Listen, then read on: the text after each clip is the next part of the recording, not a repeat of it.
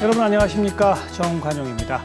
우리 사회 다양한 분야의 인사들을 초대해서 그분의 삶과 철학 또 각종 이슈에 대한 이야기를 들어보는 EBS 초대석. 오늘 초대한 분은요, 거리의 철학자, 또 돌직구 철학자, 인생 상담가, 여러 별명이 있습니다. 말과 글로 끝없는 논란을 불러일으키고 계신 우리 시대의 아이콘, 철학자 강신주 박사를 초대했습니다. 어서 오십시오. 예, 안녕하세요. 예. 논란을 제가 무슨 논란을 불러드릴게요. 논란 많습니다. 아유, 이거 아니에요. 무슨 그걸 논란이라고. 어떤 하시면. 논란이 있는지 이따가 하나하나 제가 말씀드리겠습니다. 예. 요즘도 강연 많이 하세요? 강연을 좀 줄였어요. 그 강연을 한 7, 8년을 했더니 작년쯤에 위경련이 한번 오더라고요. 아이고. 그래서 한 3분의 1 정도 줄였는데 그래도 하루에 하나 꼴 정도는 되는 것 같아요. 줄은 게 하루에 하나 꼴. 옛날에는 평균 한 2.4개 하루? 하루에. 요즘 네. 많이 줄이셔서 그래도 하루에 한 건 꼴 예, 평균 그렇게 되더라고요. 강연을 예. 하고 계시고. 네. 저희 EBS 초대석의 첫 질문은 항상 본인 스스로가 자기소개하는 겁니다. 예. 대학 갈 때나 뭐 기업 들어갈 때 자소서라고 쓰잖아요. 비슷하게 강신주 박사가 나는 이런 사람입니다. 한번 소개해 보신다면요. 일단은 글 쓰는 걸 좋아하는 사람이고, 그리고 그 우리 시대에 살고 있는 그 철학자로서 제대로 좀 살려고, 그러니까 우리나라 철학자들이 되게 외국에 있는 전문적이고 어려웠던 것들을 잘 소개시켜 주는 걸로 그냥 그렇게 지냈잖아요. 우리 삶을 반성하지 못했고. 근데 이제 그런 거를 진짜 반성해서 나중에 이제 죽고 나서 제 책에서 21세기 초반, 20세기 후반부에 우리 시대의 고민, 그다음에 제가 그거에 대응했던 것들, 이런 것들의 흔적을 좀 진솔하게 남기는 사람으로 남고 싶은 방향으로 지금 계속 하고 있는 거죠, 뭐. 그래서 예. 겉보기나 무슨 뭐 보면 철학자다가 아니라 진짜 철학의 본래 뜻대로 고민했던 사람, 그 사람으로 남고 싶어요. 그렇게 노력하고 있고.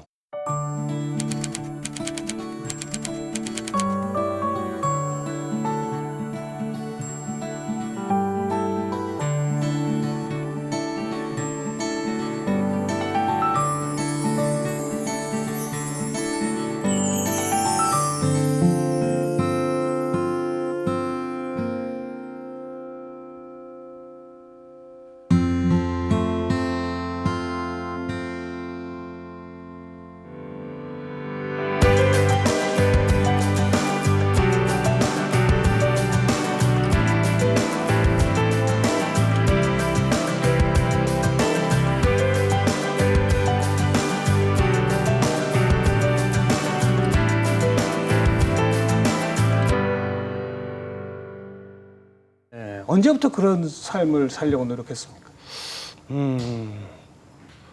20대 때부터죠. 뭐 제가 이제 80년대 후반 학번이니까 시대가 막 복잡했던 시절이잖아요. 그래서 저는 행운이라고 생각하는데, 그 우리 시대를 보면 4.19라는 걸 겪었던 사람이랑 그 80년대 후반부에 직선제 쟁취했던 6월 항쟁이라고 그러죠. 그 두 가지에서 권력이 약하다라는 걸 봤었던 세대들이 굉장히 소중하거든요. 그래서 초반부에 4.19 세대들이 끌고 갔고, 지금은 아마 그 80년대 후반 학번들이 끌고 가는데, 그때 되면은 이제 삶이라는 게 봤잖아요. 뭐 뭔가 부서지는 것도 봤고. 내가 노력하면 그 예. 무섭던 권력도 무너지더라. 그 경험을 인간에 대한 많은 뭐 희망, 절망 막 이런 것들이 교차했던 시기고, 그런 것들이 그때서부터 그런 고민들을 많이 하게 됐죠. 정작 예. 그 86년, 87년 그때는 공과대학에 있었지 않습니까? 예. 철학이 아니라. 근데 지금이랑 좀 시대가 달라서 시절이 공과대학은 본인이 원해서 간 거예요? 아니면 아니, 그렇진 않아요. 부모님의 강권에 의해? 강권도 아니죠. 그러니까 부모님이 돈 대주는 분이라 가기를 원하면 예. 징징거리지 말고 가고, 제가 벌어서 할 수 있으면 철학을 하면 되니까. 그러니까 꼬맹이 때도 좀 약간 좀 특이했던 캐릭터죠. 그러니까 막 징징거리는 게 아니라 내가 벌어서 못 가잖아. 저희 어머님이 이제 고등학교 2학년 때 바꾸셨어요. 혼자 몰래 가서 문과를 지원을 했었는데 슉 가더니 어디 동네 아줌마 얘기를 들었나 봐요. 큰아들은 공대에 보내야 된다. 그래가지고 훅 바꿔놓으신 거예요. 아니, 아들하고 상의도 없이 우리 저 경상도 집안이라서 별로 상의를 안 해요. 학교에 가서 그냥 이과로 바꿔놨어요. 2학년 때 갔을 때 당혹했어요. 이거 뭐지? 원래 내 반이었는데 저쪽 반으로 가라고. 예. 그래서 그냥 속상하죠. 기분 나쁜데 뭐 그때 많이 순간적으로 드는 거죠. 뭐 어차피 열심히 일하셔가지고 애 학비 대주는 건데 대신 이제 대학 가고 이제 그러면 제가 이제 뭘 할 수 있잖아요. 그럴 땐 철학을 선택한 거고. 그러니까 원래대로 찾아간 거라고 보면 되죠. 그럼 그 원래라고 하는 거는 그러니까 중학교, 고등학교 시절부터 철학이 좋았어요? 철학이 아니라 인문학 쪽이고 원래 지원하고 싶었었던 데는 사회학과. 사회학과? 원래 사회학이었었어요. 제가 사회학과 졸업했어요. 아, 그래서 그러다가 이제 나중에 이제 철학이라는 걸 이제 하게 된 거죠. 예. 이제 물론 이제 80년대 보면은 이제 우리 사회학 서적을 많이 읽던 시절이라 거기서는 충족을 제가 좀 느꼈는 것 같아요. 거기서 못 느꼈다면 뭐 사회학과 대학원을 간다던가 뭐 이랬을 텐데 그거보다 한 단계, 두 단계 더 고민하다 보니 더 깊은 인문학으로? 예, 그렇게 철학으로 가게 된 것 같아요. 그 중학교, 고등학교 코올리게 시절인데 예. 그때 왜 인문학, 사회학 이런 게 이렇게 마음에 들었습니까? 뭐가 본인을 그렇게 이끌었어요? 돌아보면은 지금과는 달라요. 지금과는 가난한 시절이라 꼬맹이 때 멋을 부렸던 것 같아요. 있어 보이게. 지금 보면 지적 허영심 같은 그런 거예요. 그런 거에 가까워요. 뭐 보면 이제 뭐 돌아가신 아버님도 있죠. 막 이렇게 힘들게 막노동하시고 이렇게 키웠는데 그런 약간의 그 거친 분위기, 지친 분위기, 약간의 술 냄새 이런 분위기에서 구석에서 책을 읽고 있다라는 건 그래서 문학이든 뭐든 예. 그게 조금 약간 탈출고 지적 허영도 있고요. 뭐 이런 것들이 있었던 것 같아요. 그래서 중고등학교 때는 주로 어떤 책을 많이 읽으셨어요? 그냥 닥치는 대로 읽었죠. 그냥 닥치는 대로 읽고 뭐 심지어는 막 지적 허영이 많았던 것 같아서 백과사전 있죠. 예. 백과사전 거의 외우다시피 했어요. 애들이랑 떠들려고 연도까지.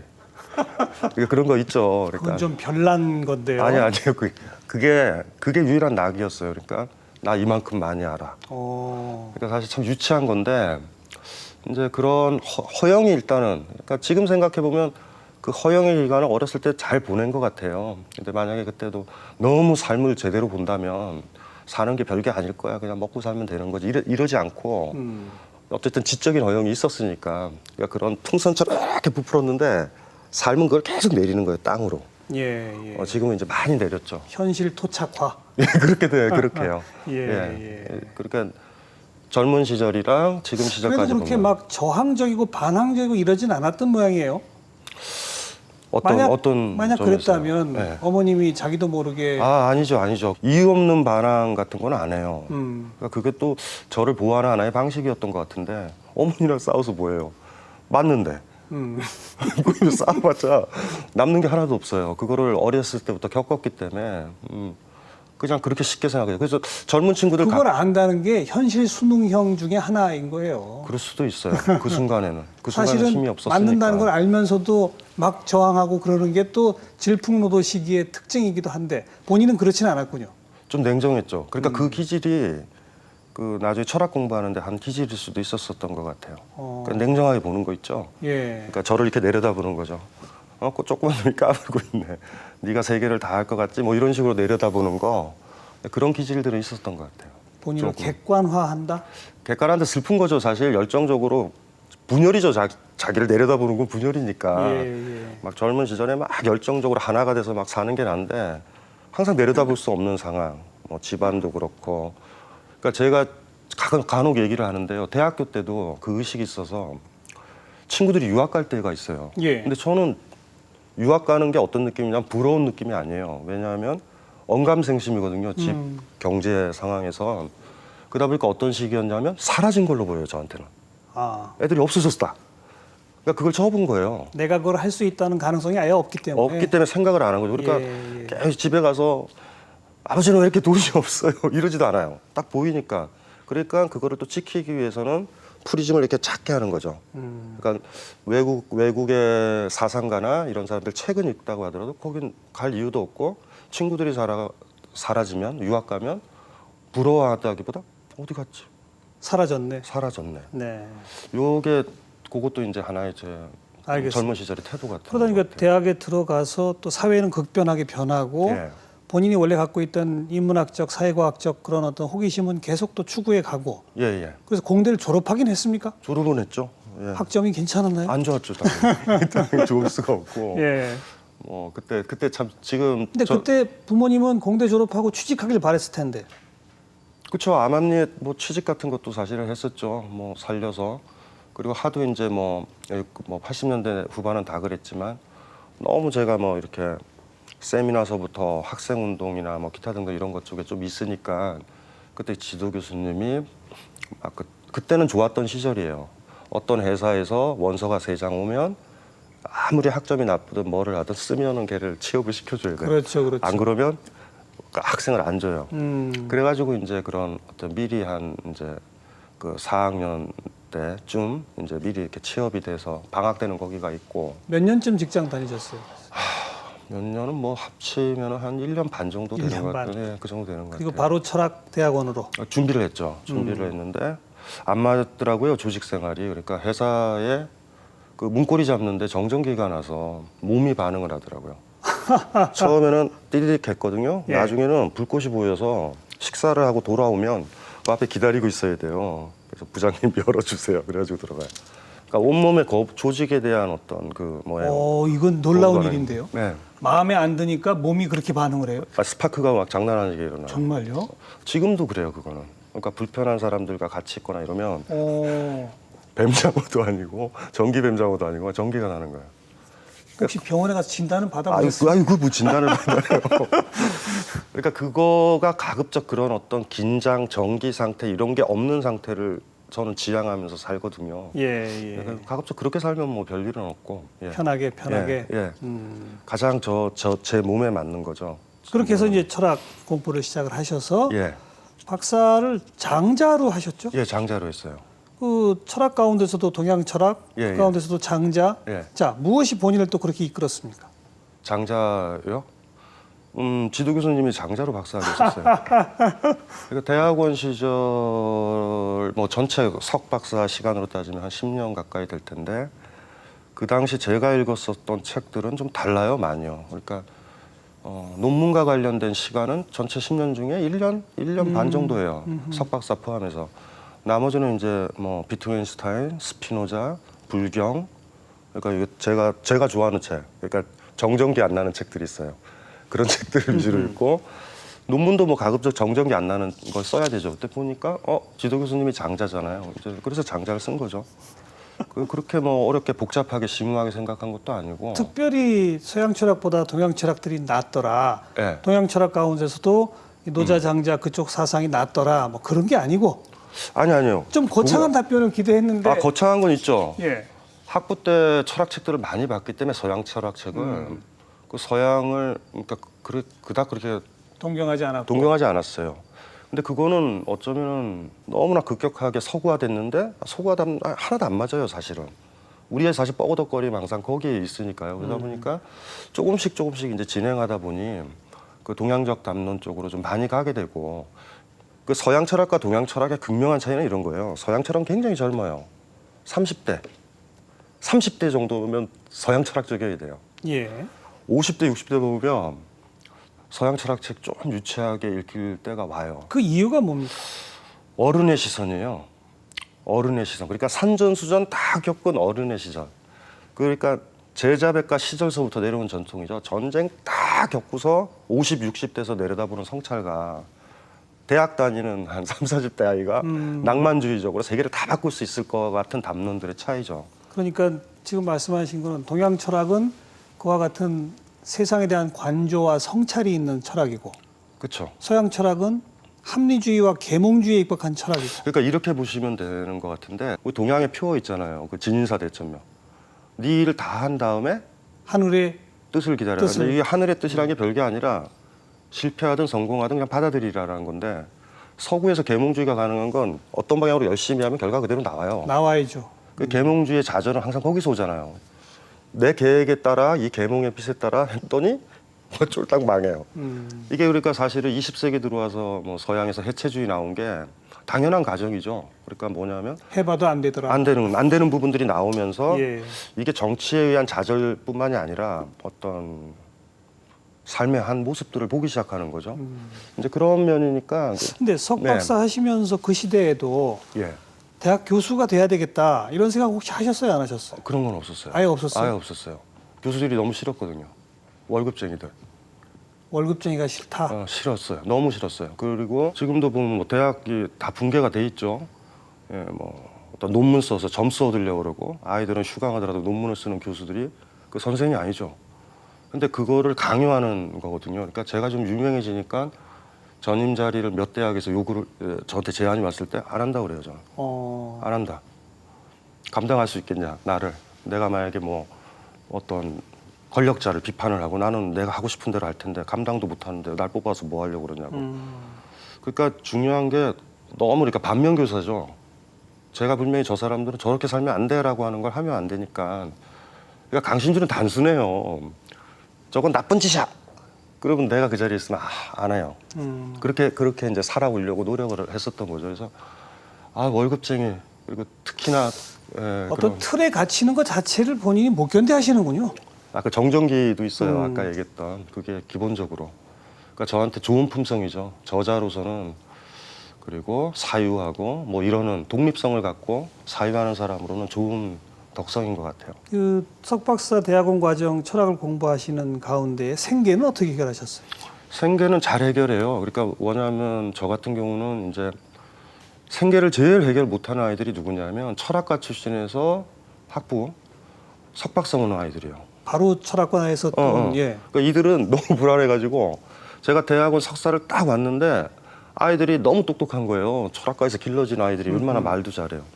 근데 이 아이들이요, 내가 이런 사람들 속에서 뭐 내가 글이라도 하나 쓸까 이런 고민이 들 때 보면 이들은 너무 머리가 좋아서 나중에는 이제 인문계열은 어학 능력이 되잖아요. 예. 그러다 보니까 나 한의대 편입하고 다 가요. 딱 보면서 이들은 뭐지? 그러니까 차이가 그거더라고요. 철학으로는 못 먹고 사니까 딴 데로 그러니까. 가버리더라. 그러니까 저 같은 경우는 경제적인 걸 포기하더라도 그 정전기 나는 뭐 그런 여러 가지 그런 걸 포기를 하고 와서 진짜 그걸 포기하고 오니 돈으로는 흔들리지 않게 된 건데 그 친구들은 기회만 주어지면 다 도망가요. 그래서 보면 제가 똑똑한 근데 본인은 도망가지 않고 계속 했지만 그래도 생계는 꾸려야 될 거 아니에요. 생계는 그렇게 어렵지 않아요. 의외로요. 어떻게? 저희 때는 그 쉬웠었잖아요. 그러니까 아르바이트? 아르바이트도 하고 논술도 가르치고 그리고 이제 원고 같은 것도 봐주고 예. 대학원 시절이 그러니까 혜택 받은 거죠. 세 과목이었으니까 일주일에 3일만 가면 되고 그 심지어는 다 저녁 때잖아요. 예.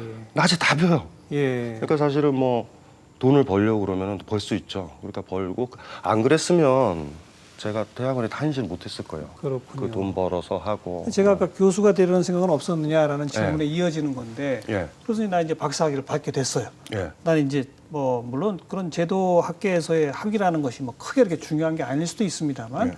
어쨌든 뭐 명실상부한 이제 철학자가 됐단 말이죠. 그러면 교수가 되면 직업이 생기고 월급이 나오지만 이제 나 혼자 살아야 된다. 불안하지 않았습니까? 불안하진 않아요. 제가 이제 젊었을 때도 산을 좋아했기 때문에 한 달이든 뭐 2주든 3주든 혼자 야영을 하고 있기 때문에 무서워하지 않으면 돼요. 다 살아요, 사람은. 그러니까 우리 젊은 세대들한테 항상 그러죠. 한 번도 고생들을 안 해가지고 야영 좀 하면은 다 지내요. 사라진다? 살아요. 사람은 예. 굉장히 강해요, 의외로. 근데 안 해본 거라서 무서운 거죠. 철학자한테 자꾸 먹고 사는 얘기 질문해서 죄송하지만 아니에요. 우리 시청자분들 눈높이에 맞춰서 저분은 어떤 특성을 가지고 어려서부터 어떻게 자랐구나 이제 아마 좀 보여졌을 것 같고요. 아까 본인 자기 스스로를 소개할 때 이 철학자가 어려운 외국의 어떤 이론만 소개하던 그런 사람들이 아니라 진짜 20세기 말 21세기 한국 사회를 고민하는 철학자로서 살고자 노력한다. 예. 이렇게 말씀하셨습니다. 예. 그런 의미에서의 철학이 뭡니까?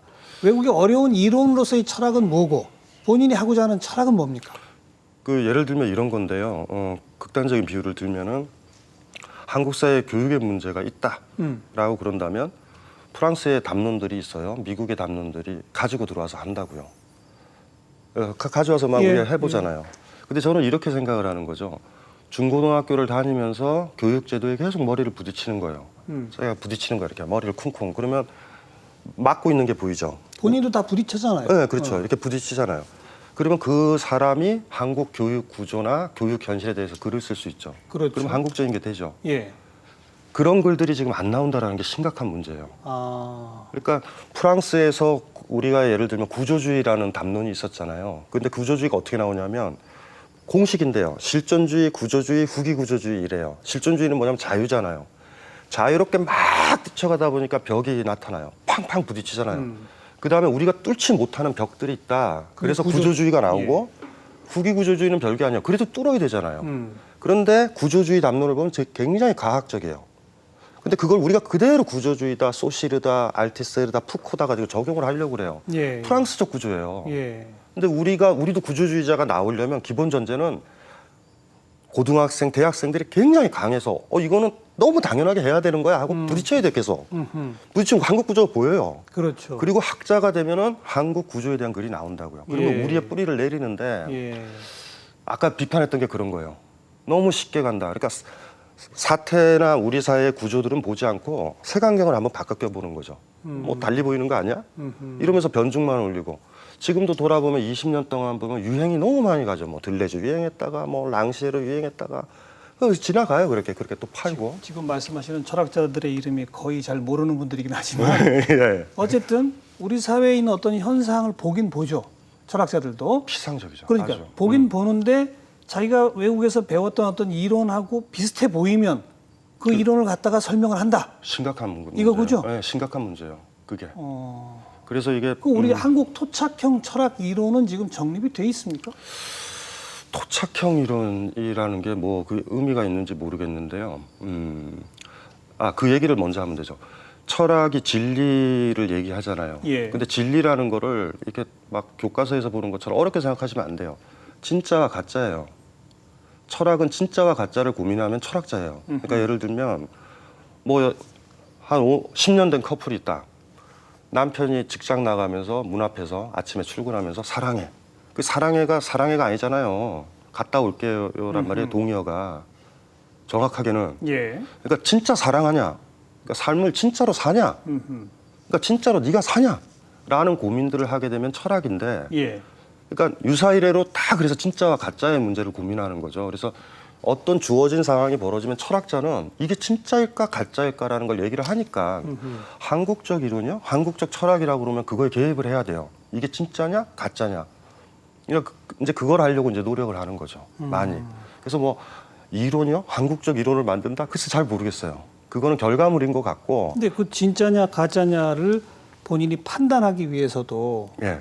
뭔가 기존에 있었던 여러 철학적 사유와 이론의 토대에 두어서 그것을 근거에 해서 본인의 판단이 나오는 거 아닌가요? 있죠. 그렇죠. 그러니까 이런 거죠. 이렇게 공구 장치를 많이 가지고 있다가 예. 막 써봐야 돼요. 써봐서 버리는 과정이 필요하죠. 어차피 우리가 반성하고 사유하는 거는 학문적 연속성이라는 거 있어요. 역사도 그러니까요. 있고. 그걸 다 버리자는 얘기가 아니고 그렇게 버려서 지워나가는 과정이죠.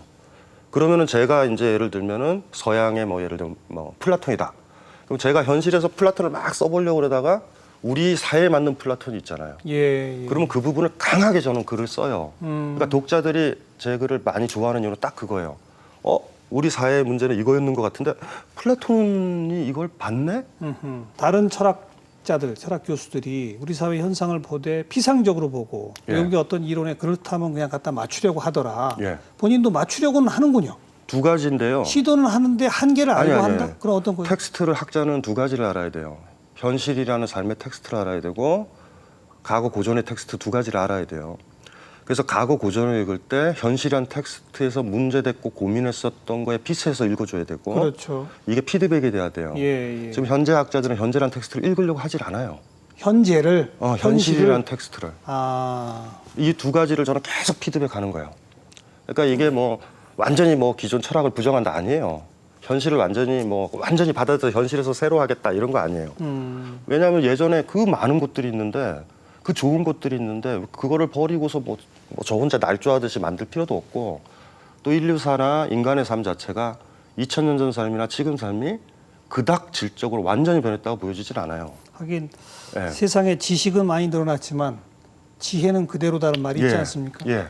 그러니까 철학이 또 한편 깊은 것도 그렇게 되죠. 그래서 이제 그 피드백을 계속 하기에는 대학이라는 제도는 진짜 적절하지 않아요. 왜냐하면은 일반 대중을 만날 때 좋은 게 그거예요. 그분들과 얘기하다가 전 현실 텍스트를 배워요. 그분들한테 배워요. 그분들의 삶, 그분들의 인생, 배워요. 예. 그리고 그분들의 이분들한테 진짜 고민. 네, 그러니까 이런 거. 이러죠. 그분들 딱 얘기 들어보면 내가 옛날에 그 철학자 읽었는데 그 구절이 떠오르는 거예요. 아, 그러면은 그걸 가르쳐 드리죠. 예. 요 구절 한번 음미해 보세요. 예. 그러면 삶이 비춰질 거예요. 그러니까 이거를 7, 8년 이상 강연을 하고 알겠습니다. 일반 사람들을 알겠습니다. 만나서 이제 얻어지는 거죠.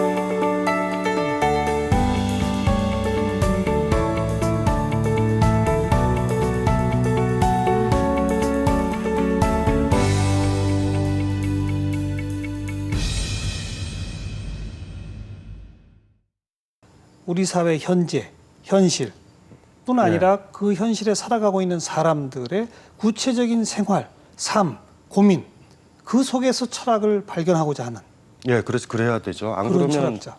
저는 가치가 없죠. 그래서 거리로 나가시는 거군요. 그래서 거리로 글쎄요. 거리로 나간 건 아니고 사람들이 부르면 가죠. 제가 먼저 나가지는 않아요. 그러니까 절대. 처음은 예. 책이었습니까?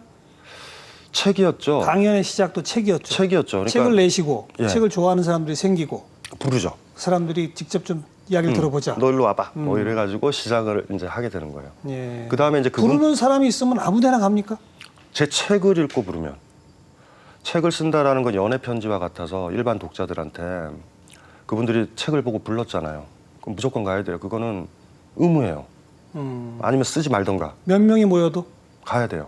정말요? 책은. 아, 그러니까 보통 책 펴낸 다음에도 그렇게까지 애프터 서비스 하시는 분은 별로 없습니다.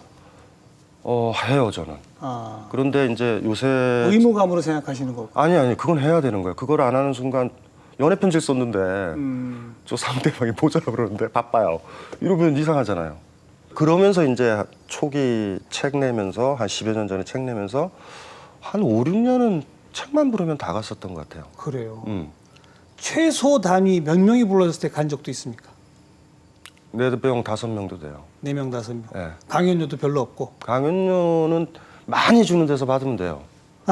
근데 가치가 있다라고 그러면 강연료를 많이 주는 데서 그 강연료를 받아놔야 4-5명 있는데 가요. 편하게. 갈 수 있는 것도. 예, 그래 그것도 제가 조정을 좀 하는데 예. 그러니까 초기에 강연 시작했을 때 대중 강연 시작했을 때는 어느 단체에서 10주 강의를 했는데 저를 모르잖아요.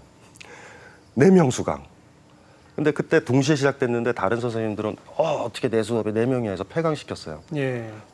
제가 강의 때 제일 재밌었던 건 그 첫 강의 4명이었어요. 4명.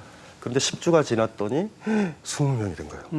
그래서 그거를 그 단체에서 한 5년을 했어요. 요즘은 뭐 강연장에 와서 어떤 분은 실신에 가시는 분도 있다고요. 아유, 실시는 아니고요. 실시는 아니고 사람 눈을 마주쳐서 진짜 목욕탕에서 하는 것처럼 가장 정직하게 허영 없이 제가 확 프레스를 하죠. 사유하게 하고 고민하게 하고 하다 보니까 고민을 하다가 어떤 자각에 딱 이르거나 뭐 이랬을 때 되면은 그런 경우도 있고 뭐 그런 경우도 있어요. 우시기도 하고. 그런 강연이 인생 상담으로 이어지는 겁니까?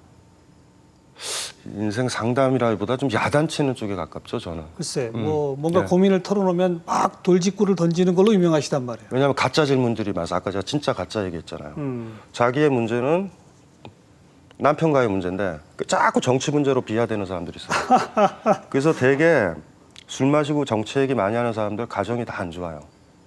너무 일반화시키시는 거 아니에요? 아니 그러니까 안 그런 사람도 있을 거예요. 예. 가정도 좋은데 정치에도 관심 있고 이런 사람도 있을 텐데 이런 거예요. 이 컵이 있잖아요. 예. 어떤 사람이 컵을 이렇게 집요하게 잡으면 다른 거 안 잡겠다는 거예요. 그렇죠, 그렇죠. 정치에만 떠들어요. 그분은 다른 얘기를 안 해. 남편 얘기도 안 하고 아이 얘기도 안 해요.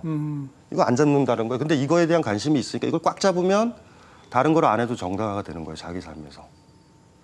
또 너무 이걸 잡고 있었을 때, 그러니까 건강하면 이거 잡았다, 이거 잡았다, 이거 잡았다 해야 되잖아요. 근데 이렇게만 잡는 사람도 있잖아요. 너무 꽉 잡은 게 보이면 그분의 개인 생활에는 문제가 그럼요. 있구나. 취미도 낚시 같은 경우에 올인한 사람들 있죠. 예. 꽉 그거 잡는 사람들. 예, 예. 그러면 다 피하는 거예요. 뭔가를.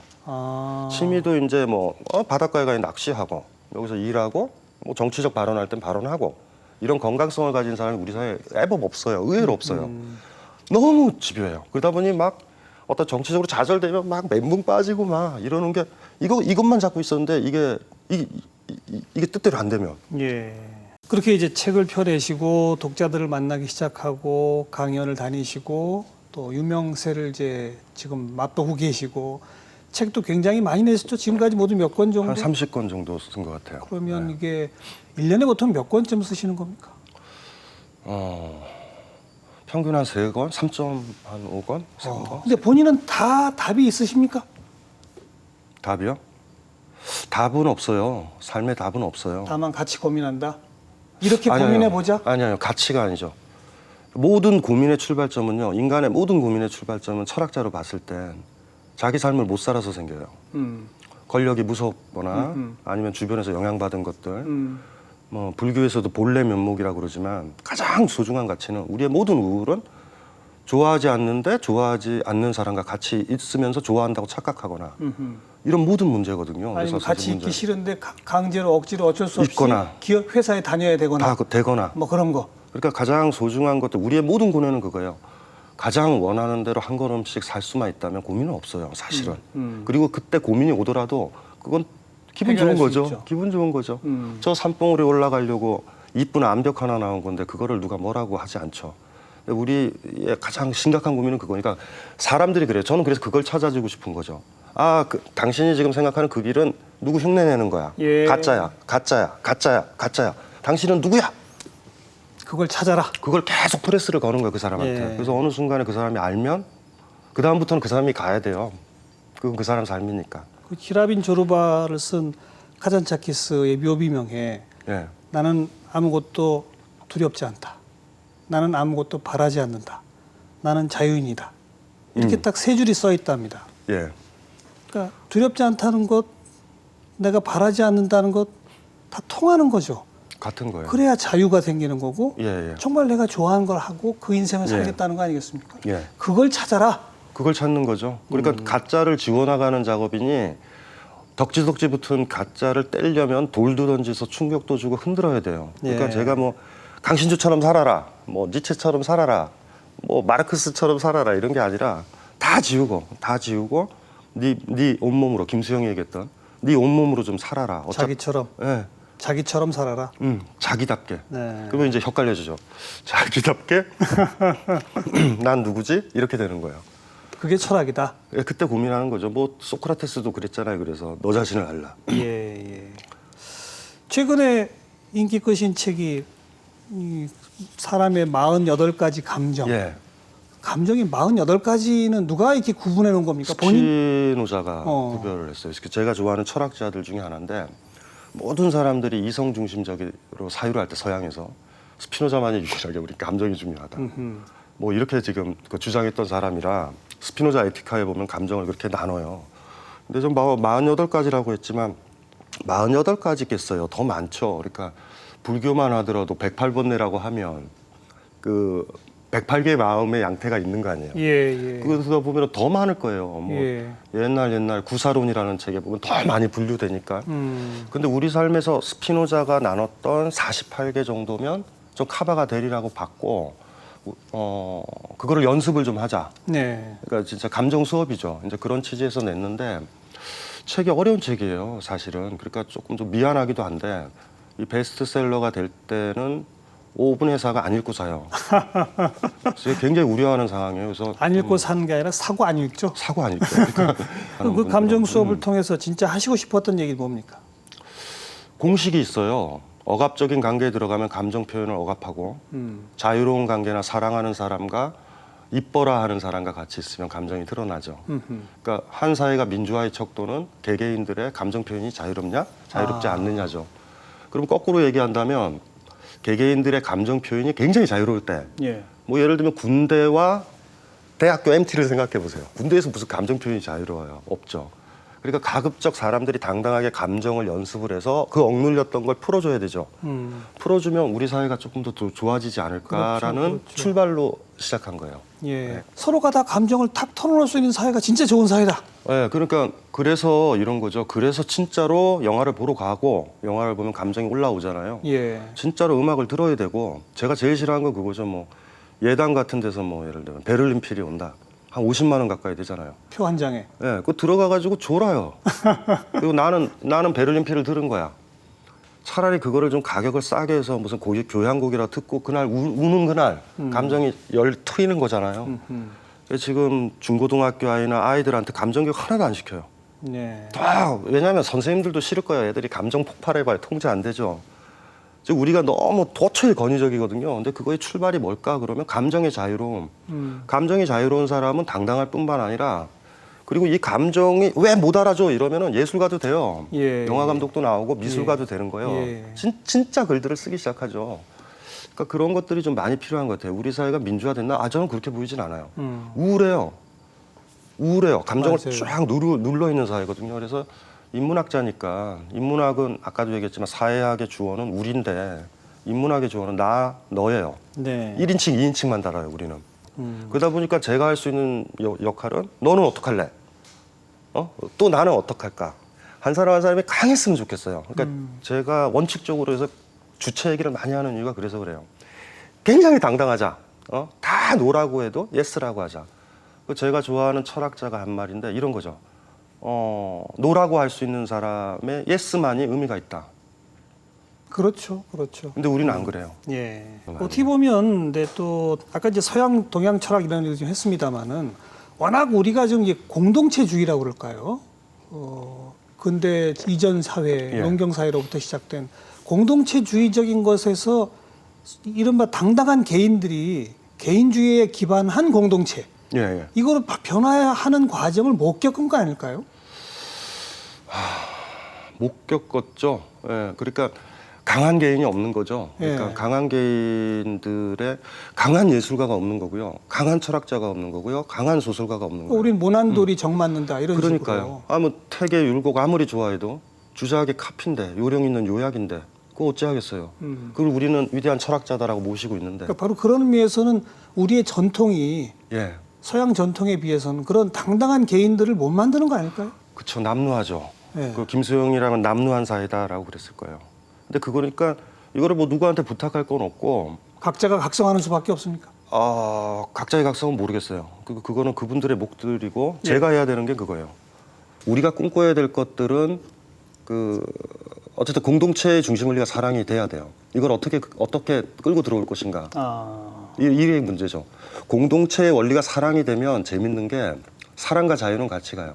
내가 사랑하는 여자 있었을 때 그 여자를 강제로 목졸라서 키스하게 안 한다고요. 사랑은 그렇게 안 해요. 그 사람을 배려한단 말이에요. 그러니까 사랑의 원리와 자유의 그 두 가지 원리가 강하게 결합된 공동체는 꿈을 꿔봐요. 그리고 그거를 도모했거나 이런 거 이루어진 적이 없는 것 같은데. 없어요. 그런데도 옳은 거예요, 그거는. 예. 그럼 그렇게 가야 되는 거죠. 그래서 그 사랑과 자유가 같은 거죠. 제가 이제 어떤 책에서도 항상 얘기했지만 내가 아무리 굴종적이어도 사랑하는 여자랑 길을 가는데 폭력배가 무릎 꿇으라고 그러면 안 꿇어요. 사랑을 하는 사람은 굉장히 당당해져요. 용기가 있어지고. 예, 그러니까 자유와 사랑은 동전의 양면처럼 같이 있어요. 자유가 없는 사랑은 아무것도 아니고 그 다음에 자유만 있고 사랑이 없으면 아무것도 아니에요. 공동체 중심 원리가 사랑이라고 하는 거는 어떤 곳에서 철학자들이 다 얘기하죠. 다? 예, 그러니까 사실 공자만 하더라도 인이라는 얘기를 했었을 때, 예. 뭐 시다르타가 자비 얘기했었을 예. 때, 얼마 전에 교황도 왔었잖아요. 어떤 삶의 원리, 그 사랑은 얘기를 하죠. 물론 그것들을 각 체계나 각 이론 속에서는 왜곡도 되고 이래요. 원칙적으로 사랑이라는 건 잡은 거예요. 사랑이라는 건 정확하게 잡았고, 뭐 사랑의 정의는 별게 아니죠, 뭐. 알겠습니다. 지금 이제 쭉 말씀 들어보니까 철학자 강신주의 철학의 핵심을 이루는 몇 가지 키워드들이 등장을 합니다. 사랑, 예, 자유, 예, 개인, 예, 뭐 자아, 예, 뭐 이런 등등등. 예. 또 거기에 몇 가지 단어를 추가한다면 어떤 것들일까요? 진짜. 진짜, 가짜. 진짜는 굉장히 소중해요. 그래서 그러니까 주체도 진짜 주체여야 되죠. 진짜. 그러니까 이 진짜라는 말처럼 강한 게 없죠. 진정성. 진정성. 예, 예. 그러니까 김수영 같으면 진지라고 썼겠죠. 진지. 한자로 보면은 참 진짜에다가 소리개가 먹이 낚아챌 진짜거든요. 진짜 잡는 거. 그러니까 허영 부리지 말고 자신의 삶에 근거하고 거기에서 나오는 것들을 발언하고 표현하고 뭐 이러는 그 진짜임. 네. 그럴 때 주체가 탄생하는 것 같아요. 진지해질 때. 그 오늘 저랑 길지 않은 인터뷰를 하면서 김수영 선생 이야기를 여러 번 하시는. 예. 제가 오늘 자료를 보니까 김수영 선생을 아버지라고 한다고요. 예, 정신적 아버지라고 생각을 해요. 저 같은 경우는. 예, 예. 그러니까 제가 비겁해질 때, 당당하지 못했을 때, 피상적으로 변할 때. 김수영의 시약이 그거잖아요. 온몸으로 밀어붙여야 시가 된다. 그게 김수영의 시거든요. 그러니까 어디 서구에서 멋진 거, 그러니까 김수영 친구 박인환을 빌리면 버지니아 울프와 목마를 타고 가는 이런 멋진 거 말고 온몸으로 부딪혔을 때, 온몸으로 밀어붙였을 때 시가 돼야 된다. 그게 참된 자유의 시다. 라는 그 김수영 시도 다 그렇게 썼어요. 그러다 예, 보니까 예.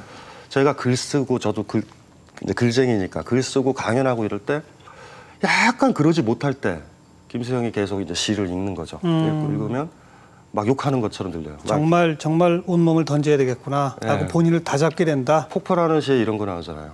고든 소리는 고든 소리를 부른다.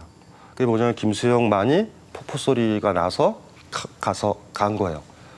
그러니까 강신주는 어떻게 해야 될까? 좋은 인문학자는 어떻게 해야 될까? 고든 소리, 정직한 소리를 계속 내야 그 소리를 내줘야 알겠습니다. 사람들이 또 그렇게 된다.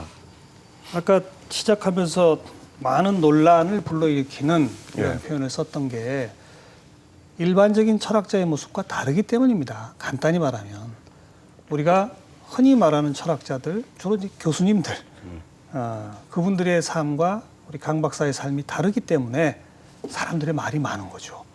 그런가요? 뭐 저도 똑같이 뭐 그런 이런 대중매체를 보질 않기 때문에 별 그 느낌은 없는데 항상 어떤 간접적으로 들어요. 어떤 뭐 논란이 있다.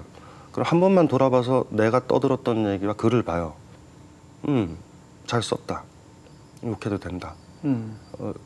항상 돌아봐요. 누가 뭐라고 그러면 돌아오는 봐야죠. 물론 다르게들 평가할 수는 있어요. 네. 사람들의 평가는 또 다양한 거고 또 그분들의 자유 아니겠습니까? 다만 제가 좀 아까 표현한 것처럼 그런 논란이 자꾸 이어지는 것은 다른 분들과 다르기 때문이라고 저는 오늘 느꼈어요. 아 근데 지금 제가 어떻게 해야 되죠? 그냥 그렇게 사셔야죠. 아 그러니까 힘들어요. 막 주변에서 저는 괜찮은데 막 연락이 와요. 선생님 괜찮아요? 괜찮아요? 막 이래서 무슨 일이냐? 하나 알려드릴까요? 어떤? 신경을 끄시면 됩니다. 그러니까 저도 그걸 하고 있거든요. 예. 그래요. 그러니까 네. 대부분의 철학자 말씀하신 것처럼 그분들은 다른 방식으로 사회에 기여한다고 저는 봅니다. 예. 그분들은 많은 이론들 소개해 주시고 그 이론과 이론의 관계 정리해 주시고 그런 것들을 체계적으로 아니면 단편적으로라도 접하면서 일반 국민들 대중들이 자기의 사유를 정리해 나가는 데 도움을 받도록 하는 그런 학자들도 있어야 되죠. 있어야 되죠. 그런데 우리 네. 강 박사께서는 그걸 더 넘어서 질문하는 거죠. 개개인에게 진짜 삶을 살아라. 살고 있느냐? 너를 가식적으로 만들고 있는 것을 넌 깨부시고 있느냐? 예. 라고 도전하시는 거지 않습니까? 그렇죠. 예. 근데 그게 힘들어요. 많이. 그러니까요. 왜냐하면 본인의 최대 고민이 지금 그겁니까? 힘들어요. 막 어른인 척하고 버팅겨줘야 되는 것들이 힘들어요. 그러니까 옛날 선사들이 제자들을 어떻게 키웠냐면 제자들에 대해서 애정이 많은데 억지로 1000m 높이를 유지해요. 나 넘어가 임마 이렇게. 예. 왜냐하면 세상은 500m 높이밖에 안 돼서 1000m 정도 해줘야 나를 넘으면 훌훌 날아다니잖아요. 지금 선생들이나 부모들은요 낮춰요. 50cm. 그러면 아이들이 나오면 세상에 막 부딪히잖아요. 근데 저는 선생과 철학자 뭐 이런 사람 선생 역할을 하니까 버팅기기가 저도 여린 사람이라 그렇게 잔혹하게 나 넘어가라고 버틸 때 억지로 버티는 거거든요. 스키질은 뭐 시조하고 이런 사람이라 버티고 나면 끝나고 강연 끝나고 상담 끝나고 나면 허해요. 막 그럼 그런 공허함, 그런 네. 힘듦은 뭘로 치유합니까? 음악 많이 듣죠. 음악 듣고. 음악 많이 역시 혼자서네요. 예, 혼자서 얘기해요. 본인을 치유해 주는 다른 분은 없나요? 없어요. 그래요. 없어요 전혀. 그리고 그게 좀 외로움이 그거죠. 그러시겠네. 그러니까 이렇게 누워서 소파에 누워가지고 아주 강력한 교향곡 하나 힘들면 하나 듣고 보는 거죠. 그냥 듣는 거죠. 그냥 그래도 이렇게 생각하는 거죠. 그래도 한 100여 년 전에 독일에 어떤 작곡가가 있었는데 비슷하다 이 느낌이. 뭐 어떨 때는 뭐 힘들면 말로도 진짜 듣는 거죠. 예. 강 박사님께는 앞으로 그런 그 힘듦, 본인의 어려움을 나도 이렇게 힘들다라고 털어놓고 같이 이야기할 수 있는 그런 많은 친구분들이 주변에 생기기를 제가 좀 바라드리겠습니다. 아유 고맙습니다. 생기면 너무 좋은데. 그렇죠. 예. 그럼 그런 친구들을 일부러라도 예. 만드시는 일들을 앞으로 하셔야 될 것 같아요. 아유 일부러 그걸 하면 안 되죠. 우리가 딱 와야 되는데. 하다 보면 예. 생겨야죠. 생겨야 돼요. 예. 생기면 많이 도움이 될 것 같아요. 요새 와서 너무 더 힘이 드니까 네. 그냥 이렇게 편하게 그냥 이렇게 커피 마셔주면서 탁 쳐줄 수 그러니까. 있는 그게 좀 필요한 것 같아요. 예. 많은 분들한테 일깨움을 주셨듯이 그 일깨움을 계속 주시려면은 본인이 또 자유로워야 되지 않습니까? 편안하셔야 되고. 그러니까요. 좀 노력을 좀 많이 해봐야 될 것 같아요. 예. 작년에 뭐 위경련도 오고 이러는 거 보니까 좀 필요한 것 같아요. 알겠습니다. 오늘 강 박사님의 고민까지 이렇게 낱낱이 듣게 되어서 예. 우리 시청자분들께서는 강 박사님의 진정성이 어떤 것이구나 다시 한번 느끼게 됐을 것 같습니다. 예, 고맙습니다. 예. 나와주셔서 감사합니다. 고맙습니다. 예, 고맙습니다. 예. EBS 초대석 강신주 박사편 마무리 짓겠습니다. 여러분은 여러분의 삶 살고 계신가요? 한번쯤 되물어보는 그런 날이 되길 바라겠습니다. 다음 주에 다시 뵙죠. 안녕히 계세요.